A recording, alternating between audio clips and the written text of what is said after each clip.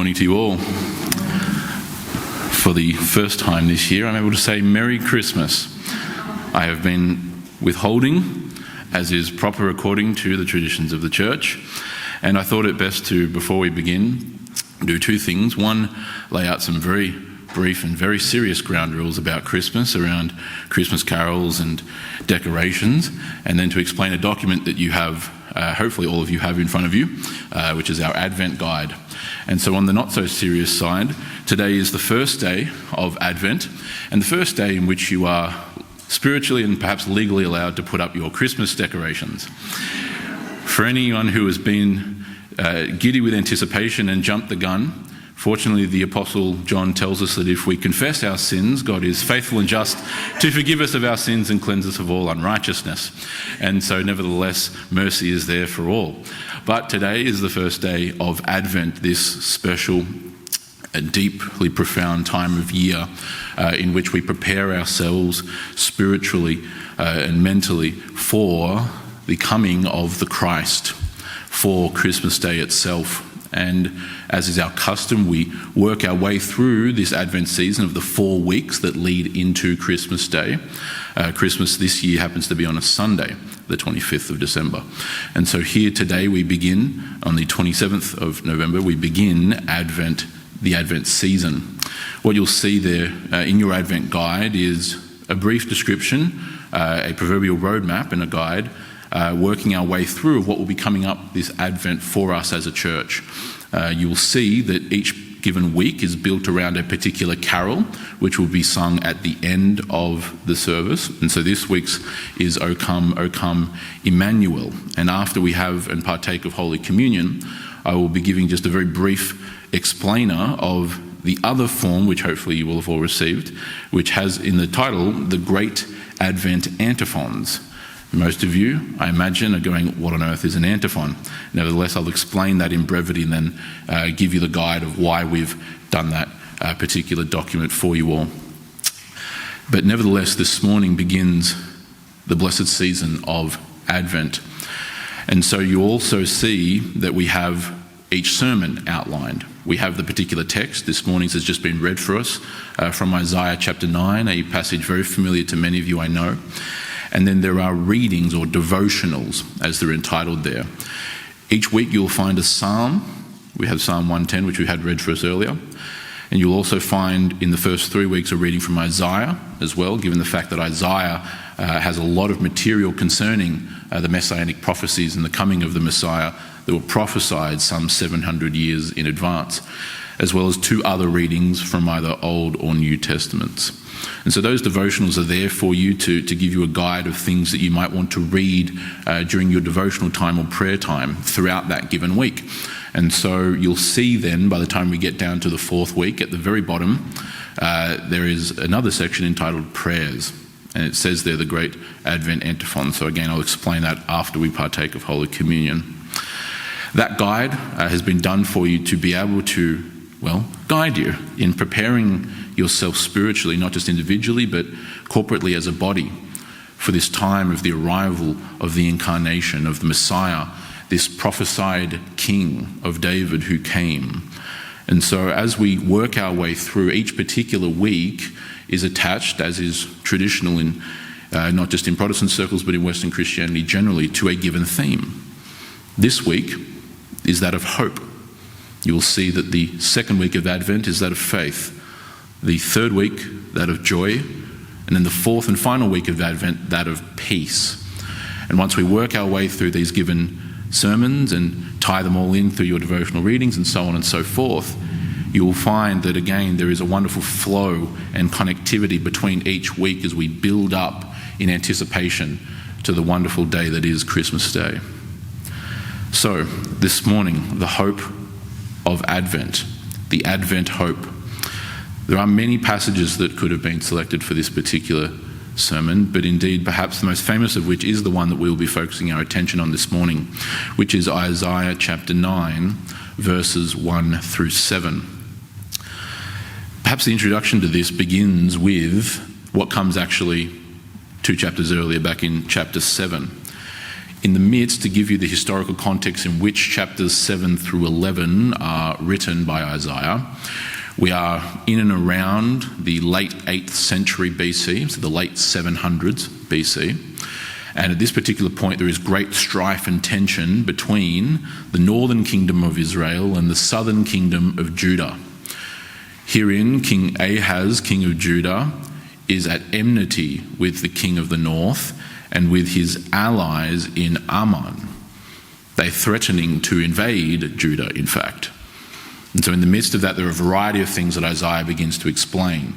But nevertheless, we find ourselves here, literarily and contextually, in a place of great strife, of great conflict, of great evil and wickedness that is occurring in the land and in the lands surrounding the southern kingdom of Judah. And it's in chapter 7 that we find a promise given by God, the broader context of which would require more exegesis, but we find particularly in Isaiah chapter 7, verse 14, this famous portion of this first prophecy given by Isaiah to King Ahaz, wherein he says in verse 14, "Therefore the Lord himself will give you a sign. Behold, the virgin shall conceive and bear a son, and shall call his name Emmanuel." Emmanuel being a name from the Hebrew which means God with us, or God will be with us. And it's this incredible prophecy of a virgin giving birth to a child and his name being Emmanuel, his name meaning God with us, that we then find the famous text which then comes about a chapter and a half later in the beginning of Isaiah chapter 9. So if you would turn with me there, we will begin this morning's exegesis. There are a number of names mentioned here in verse 1, names which we will comment on briefly, but names that will become relevant on Christmas Day itself once we find that our Advent season has completed a nice circle back to the very beginning, cross-referencing itself to this very passage in the first week of Advent. But in verse 1 of Isaiah chapter 9, we begin by reading, "But there will be no gloom for her who was in anguish. In the former time he brought into contempt the land of Zebulun and the land of Naphtali.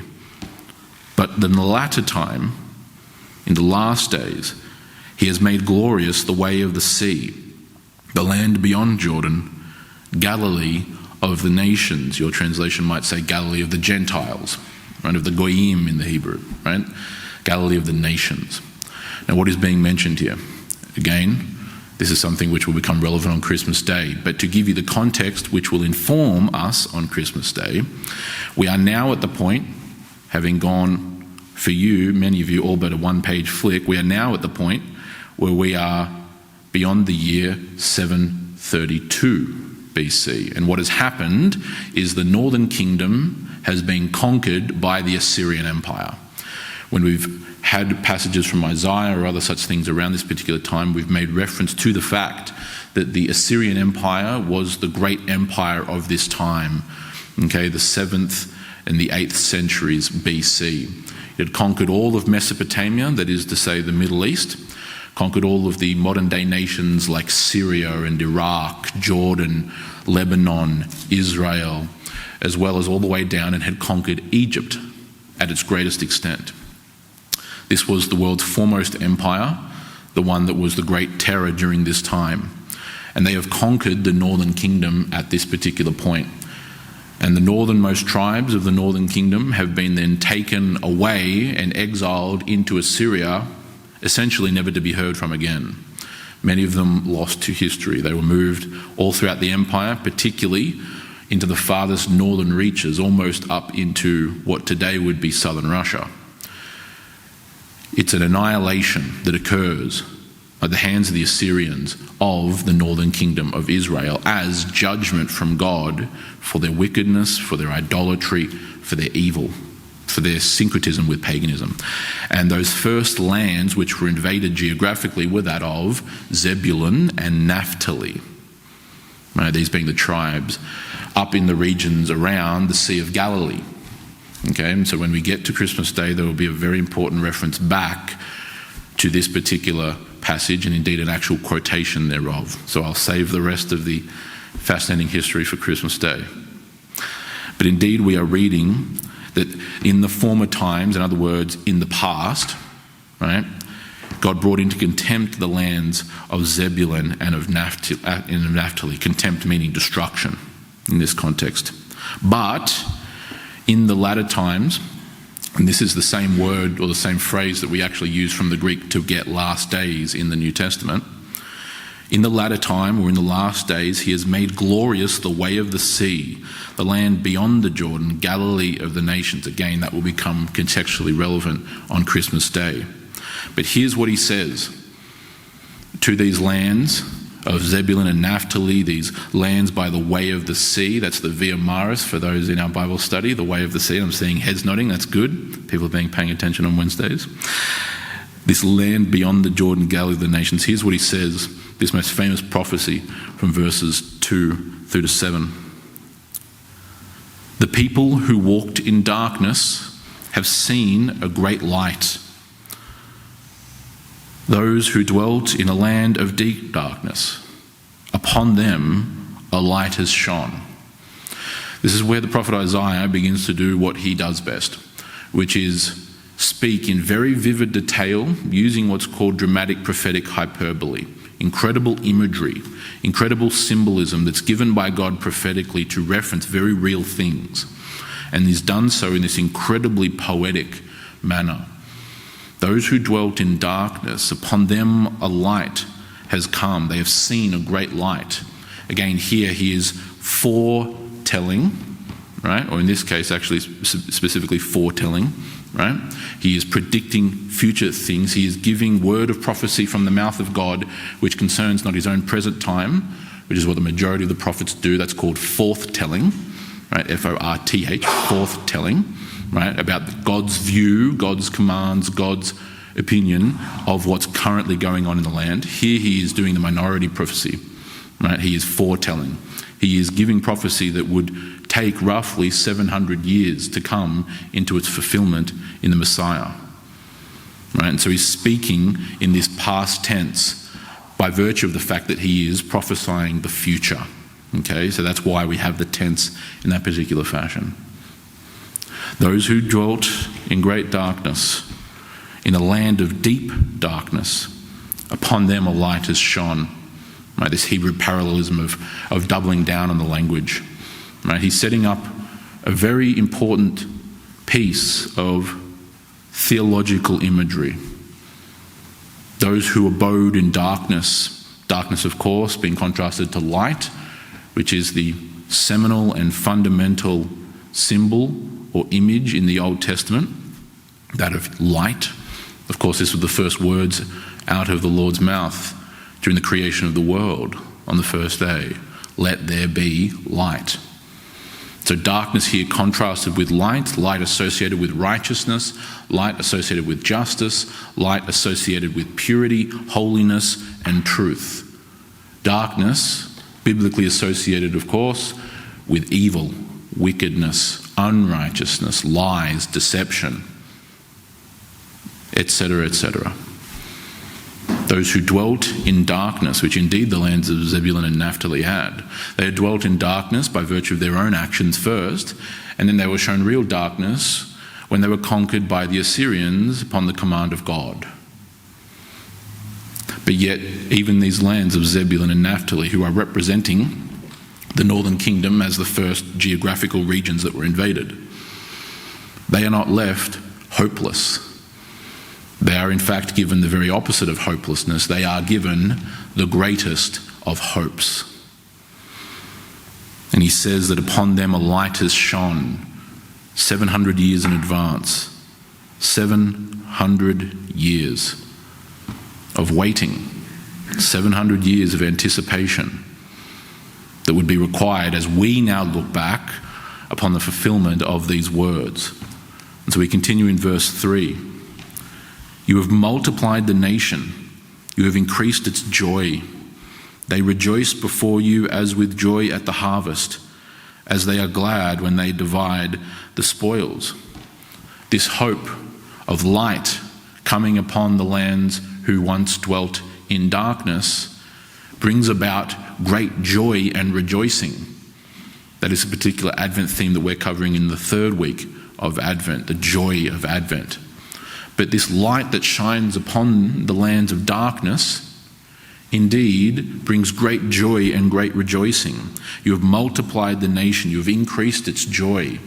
Right? Speaking in, just as light dawning upon this land of darkness, joy dawns upon the land also.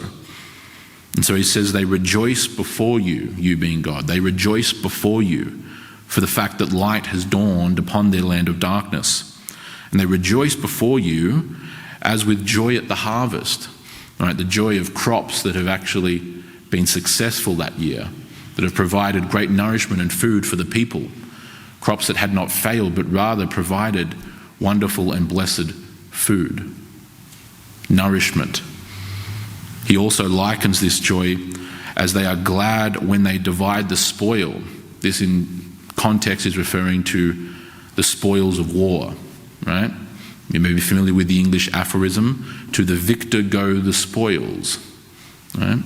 Those who win wars get to keep what they win. They win the spoils of war. They win resources, land, peoples, whatever the context is. They rejoice. And here Isaiah prophetically is giving analogies. He's giving similes to which they are actually compared. Their joy is like the great joy of a successful harvest.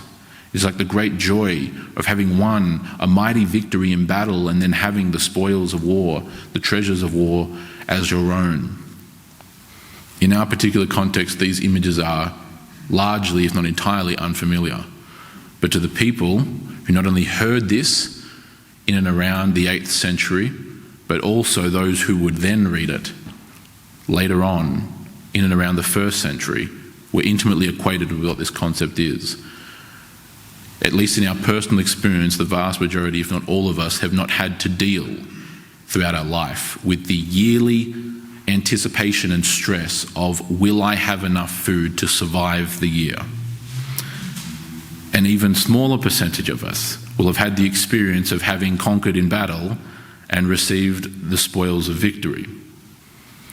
This is why our historical study, just as a very brief aside, is so important.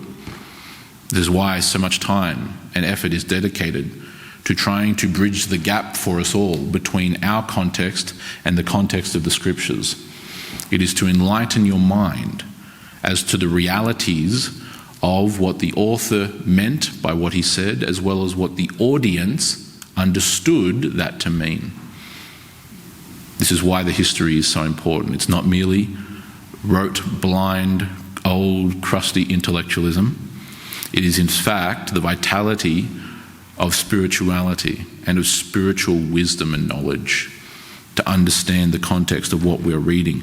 But nevertheless, in verse 3, Isaiah is speaking of this great joy which the people have by virtue of light dawning upon their land, which for so long had dwelt in darkness. This land, again, by the way, should be mentioned, that it is not just merely the lands of Zebulun and Naphtali. They are used almost as the furthest extents of the lands of the Jews, but we then have reference to an even broader statement. The land that is by the way of the sea, the land beyond the Jordan, Galilee of the nations, of the Gentiles. The northernmost Jewish tribes are not only the ones who are in view here, but indeed the nations that border them. This here is an expansive vision that is given by the prophet Isaiah. And so he continues in verse 4. For the yoke of his burden, the staff of his shoulder, the rod of his oppressor, you have broken as on the day of Midian.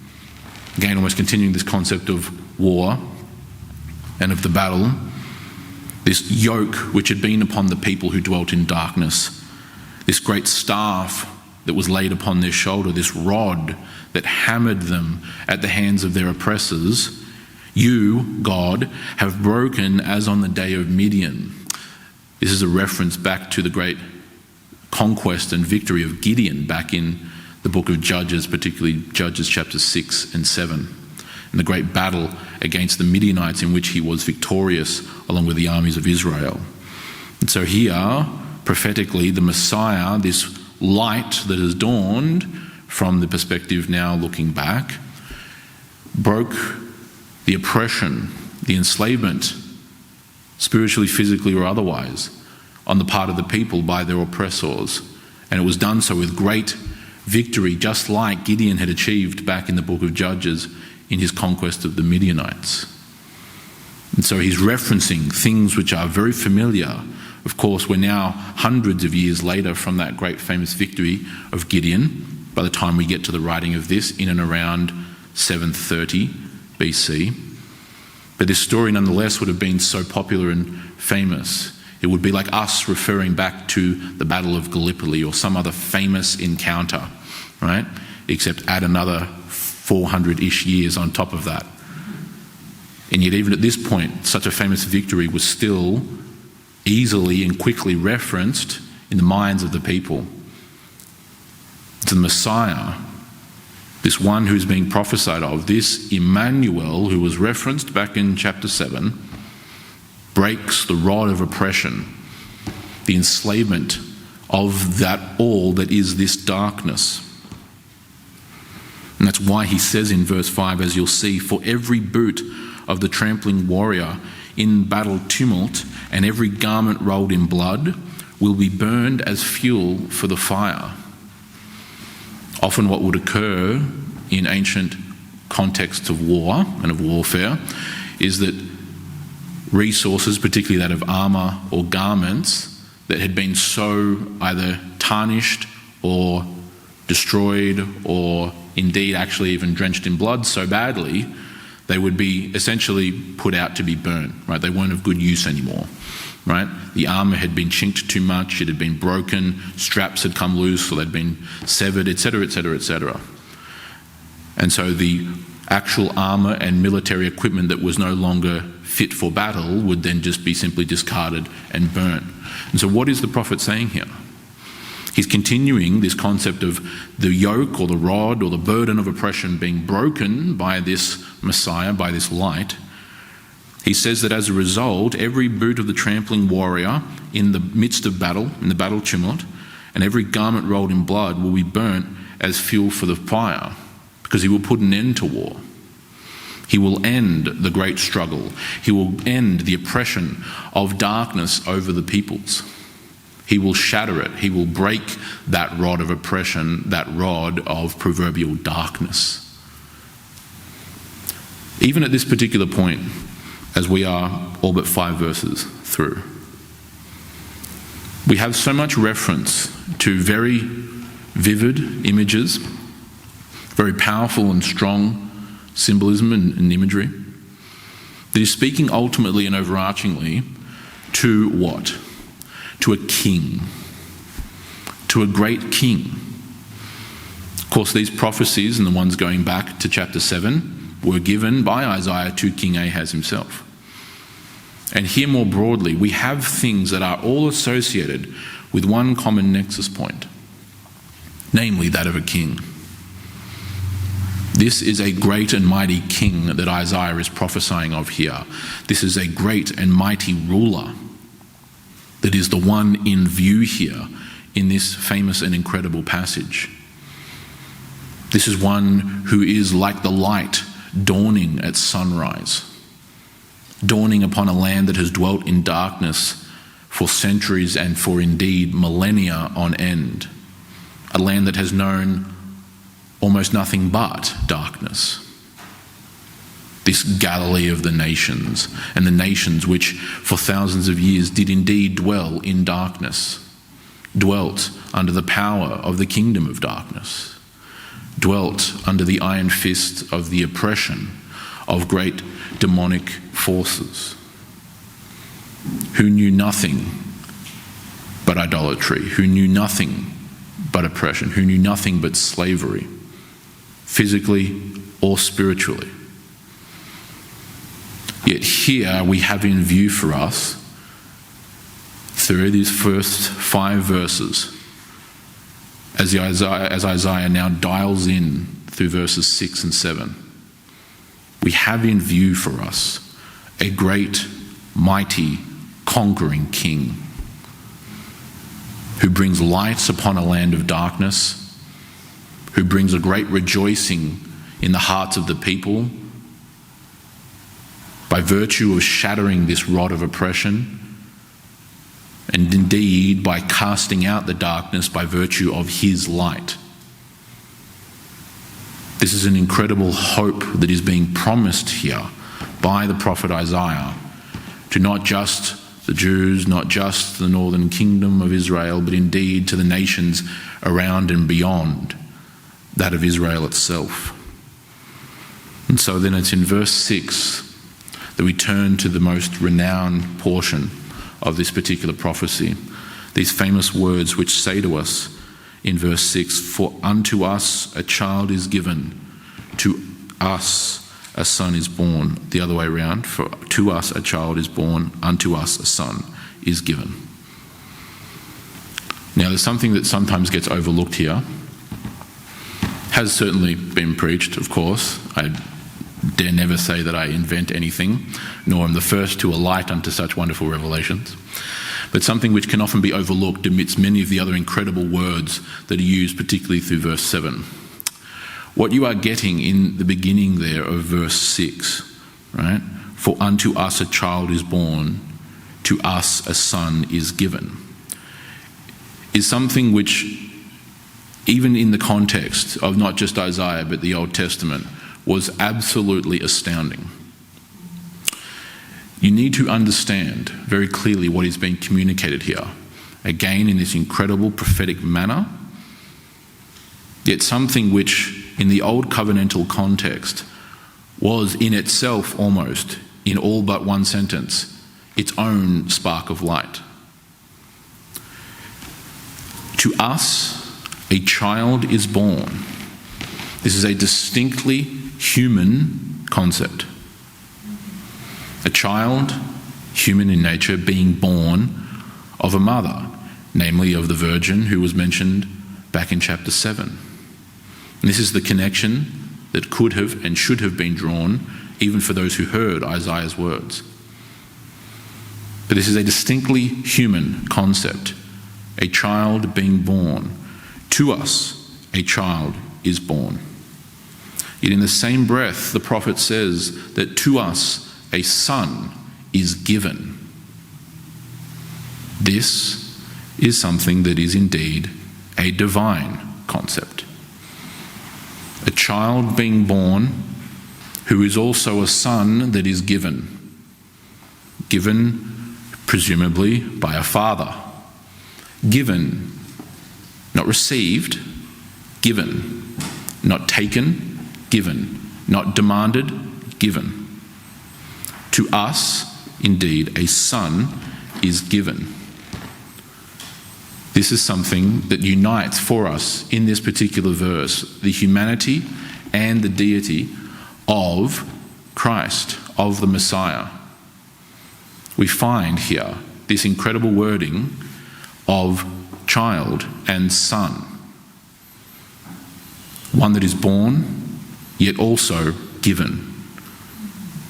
Do not miss the fact that indeed here we have, in these words, the humanity and the deity of Christ proclaimed 700 years prior to his incarnation. Some of you may have connected those dots, some of you may have never connected those dots, and that's fine. But herein they have been connected for you. We have, in this seminal phrase of "to us a child is born, to us a son is given," the humanity and the deity of this great King, of this Messiah, of this Christ. This not only in keeping with the prophecy given here by Isaiah, but indeed the great revelation that is the incarnation. The incarnation serves as the foundation of all our theology. It serves as the foundation of our faith. Everything which we celebrate across the liturgical calendar, across the Christian year, as we work our way through to Easter, to Good Friday and Easter Sunday. The great climax that is and was the crucifixion of Christ and his death, his burial, and then his blessed resurrection on the third day. None of that happens without the incarnation. None of the life and the ministry of Christ that we see throughout the Gospels accounted for us happens without the incarnation, without the second person of the Trinity in such grace and humility, in the very seminal act of love for mankind, adopting unto himself humanity, adopting unto himself flesh, uniting the divine with the human, providing the very circumstances that were necessary for the salvation of humanity, for the salvation of our souls. If we're talking about hope, what greater hope could we possibly think of than one who would come, a great Messiah, an anointed one, a king, who would unite the divine and the human, who was in himself both divine and human. Hence, a child being born, hence a son being given. And it's upon this that we then read what shall be the case for this child who is born, this son who is given. We see in the second half of verse 6, and the government shall be upon his shoulders, and his name shall be called Wonderful, Counselor, Mighty God, Everlasting Father, the Prince of Peace. This concept of his messiahship, of his kingship, of his rule and his reign is of course so directly pointed to by the fact that the prophet Isaiah states that the government shall be upon his shoulders. He shall govern, he shall reign, he shall rule, and it shall be upon him and his shoulders. Why? For indeed his name shall be called Wonderful. It shall be called Counselor. These are two very powerful words which extend back earlier than just Isaiah into the past from his perspective. These are descriptions which I use a number of times concerning Yahweh, concerning God. He is taking words here that are applied to God and applying them to this Messiah, further developing and inculcating the divine reality of the nature of this great Messiah, this great King who is in view. He's also described as the mighty God, the El Gibor. This is a description applied unto God that describes him as a great warrior.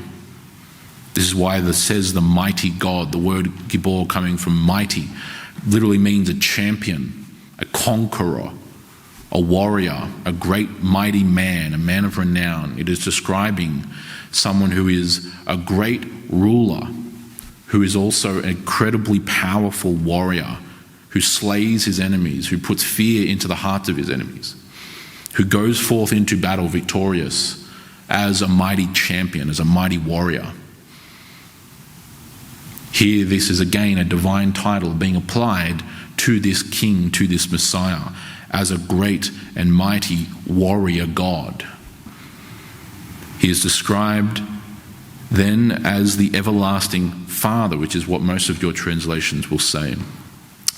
A more literal translation would probably read Father of Eternity.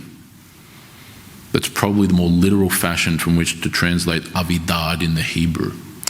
It comes from Ad, meaning eternity, right? And Av, meaning father. It's the same way we get the name Avraham or Abraham, right? Which is a phrase which is similar to the sentence of, in Hebrew, the father of a multitude of nations, which is the kind of description that's given to Abraham in the great promises back in Genesis.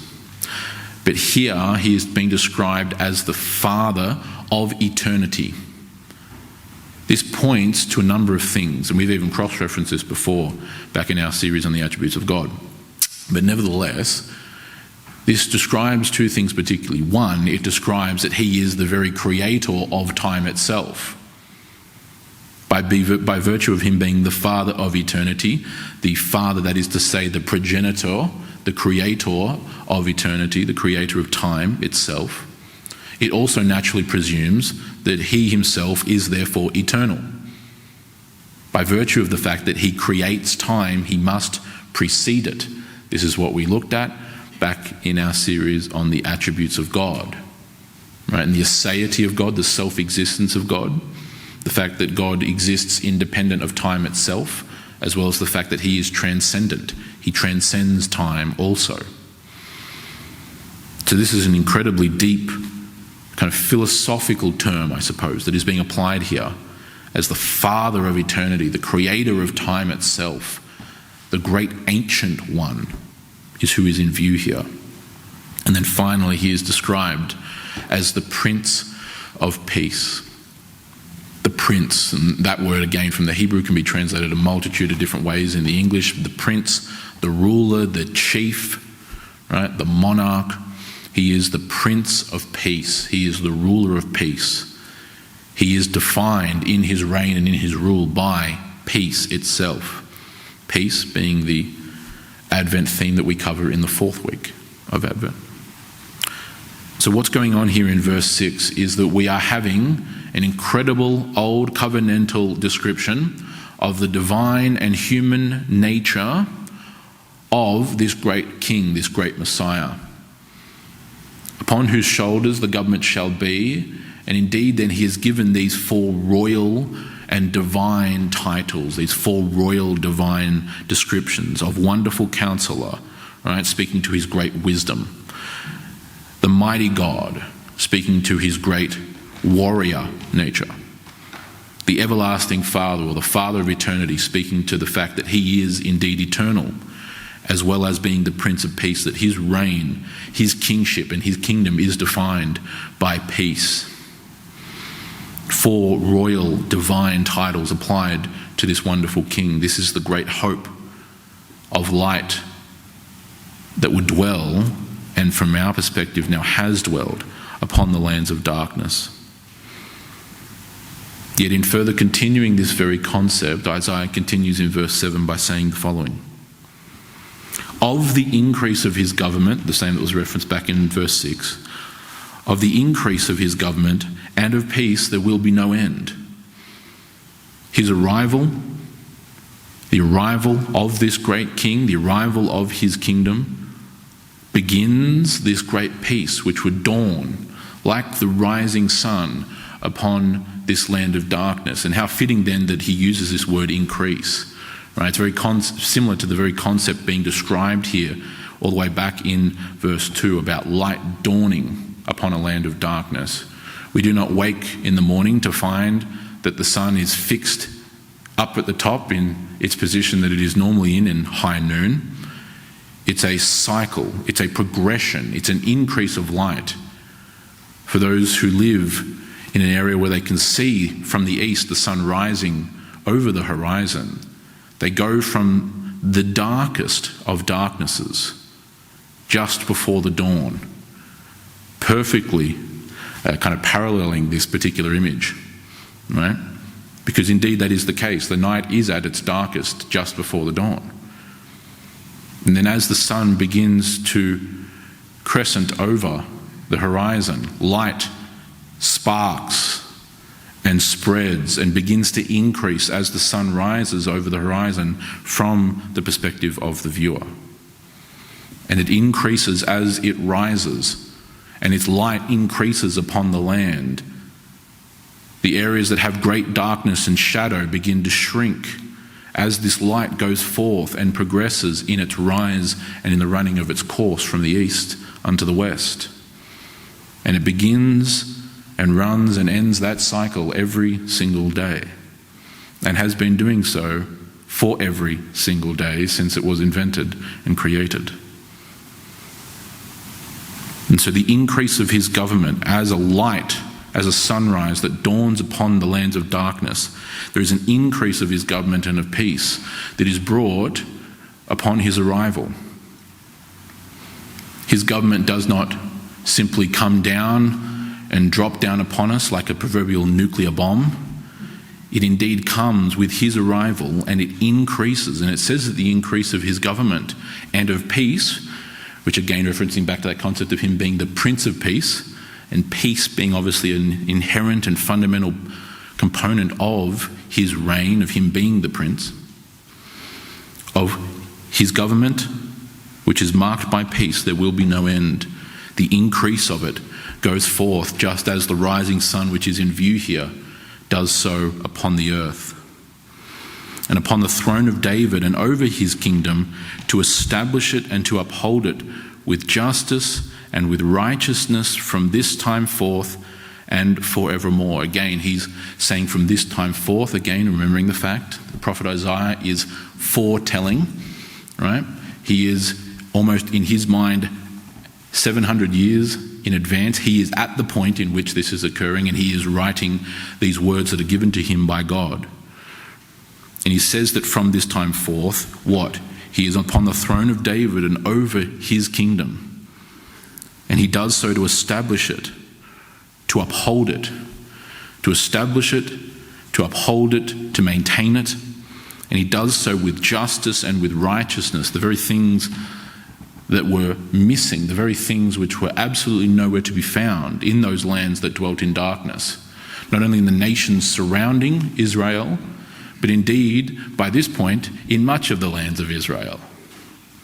It is for their great sins that they were conquered. It was by virtue of the fact that they made peace with darkness. It was by virtue of the fact that they had opened the door and allowed the darkness to come in and to settle among the land, when they were given the very clear commands going all the way back to Joshua to enter into the lands of Canaan and to go forth and conquer, to drive out the great evil and the wickedness and the darkness that resided in that land beyond the Jordan. As the Old Testament so incredibly accounts for us, they failed in that endeavour. And this is why the Messiah was necessary. This is why the Messiah was needed. That among many reasons. And so his kingdom, and indeed the very throne which is mentioned here, this throne of David, is established and upheld with justice and with righteousness. Right? Both concepts which are related to each other, which you will recall from our series on the divine attributes. And he does so and establishes that throne of David and his government of peace from this time forth and forevermore. Again, mirroring this concept of the government and of his government increasing, and there being no end to such increase. What we have in view here is the arrival of this great and mighty Messiah, this anointed one, this Christ, this King, who is light dawning upon darkness and upon lands that for so long had dwelt and resided in darkness. He smashes the rod and the yoke and the burden of oppression of said darkness that enslaved the many peoples of the world, not just in the lands of Zebulun and Naphtali, but indeed those beyond them, the Galilee of the nations. And this causes great joy among the people. A great joy would come, because indeed this Prince of Peace would arrive. And they would rejoice as when they rejoiced over the successful harvest, or rejoiced over great victory in battle. And indeed, he is given these royal divine titles. He is specifically referenced with both human and divine terms. And the great blessed hope of this king is that there would be, in the increase of his government, no end. That he would sit upon the throne of David, and that he would rule and establish it and uphold it from that time forth and forevermore. And then Isaiah finishes with this incredible stamp upon this blessed hope. At the end of verse 7, you will see the zeal of the Lord of hosts will do this. The passion, the will of the Lord of hosts, of Yahweh Tsevaot, of the God of the armies of heaven, this great warrior God, this great king, his zeal, his passion, his desire, his will, shall do this. We've mentioned many times, have we not, that throughout both the Old and New Testament, you will find when God is speaking or when God is being spoken of, a stark absence of the words perhaps, hopefully, maybe, if he can manage it, if he finds time. You will find the deafening silence of such vagaries. Instead, you will find absolute, concrete, devout, intentional, purposeful, resolute terminology. He will, he will, he will. He shall, he shall, he shall. Definitive language. The zeal, the passion, the will, the sovereign will of the Lord of hosts, of the God of the armies of heaven, will do this. And so this is why, from the very arrival of these words from the prophet Isaiah, some 700 years prior to the coming of the Messiah, unique in their construction, yet not unique in their theology. This was not the first time in which this Messiah had been prophesied. This is the same one that was prophesied to David. This is the same one that was prophesied to Moses and to Aaron and to Joshua. This is the same one who was prophesied to Abraham, the same one who was prophesied to Noah, the same one who was prophesied, indeed, to Adam and Eve. This is the one, this seed of the woman, who would crush the head of the serpent. This is hearkening back to something which even from this time, in the 8th century BC, was something far more ancient than even Isaiah himself. This is one of the most famous encapsulations of the great hope that was promised and renewed in promise to the people of God, that one day the Messiah, the Christ, the King, would come, and he would be light dawning upon a world of darkness. And indeed, he would bring great joy in the hearts and the spirits of the people at his arrival. That not just his old covenantal people, but indeed the nations around them who had been beyond that of the covenant community, they would find great joy and rejoicing in the arrival of this Prince of Peace, of this mighty God, of this Father of eternity, of this one who is indeed described as Wonderful Counselor. And of the increase of his government there would be no end. He would establish and uphold the throne of David, and he would rule and reign with justice and righteousness, and that kingdom would increase as the light dawning upon the world of darkness. And they were given this great seal of hope, that indeed the zeal, the passion, the will of God Almighty, of the Lord of hosts, would definitively achieve it. This is the blessed hope of Advent. This is the blessed hope that we, in this kind of theological time-travelling experience, put ourselves back into the mindset of God's people in the Old Covenant, who looked forward to, who awaited the coming of the dawn of this great King, of this blessed Messiah. And so as we now, across these coming 4 weeks, prepare ourselves spiritually to honour and to worship and to commemorate the advent, which from the Latin means the arrival of said light, may we do so with this blessed hope in view. This hope which we now have the privilege and honour of looking back upon and seeing as having been fulfilled. Amen and amen.